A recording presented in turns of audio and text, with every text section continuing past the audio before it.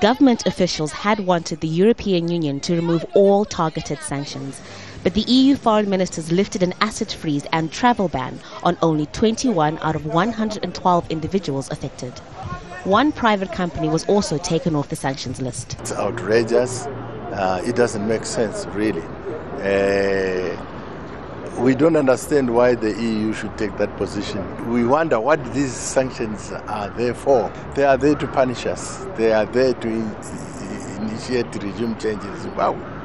And that is unacceptable, and that won't work because the people are supportive of ZANU-PF, are supportive of President Mugabe. The EU imposed the sanctions in 2002 for what it called human rights abuses.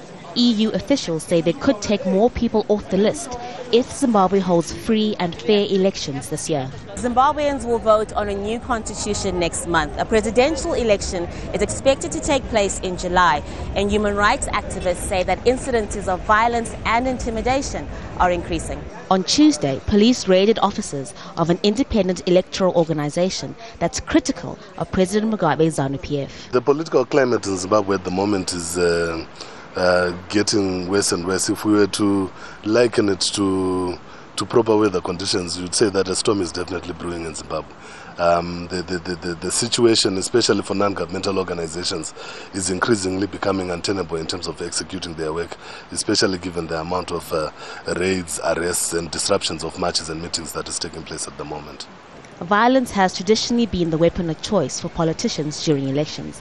President Mugabe and Prime Minister Morgan Tsvangirai are telling their supporters to campaign peacefully.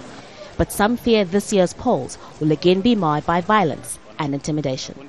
Haru, Mutasa, Al Jazeera, Harare.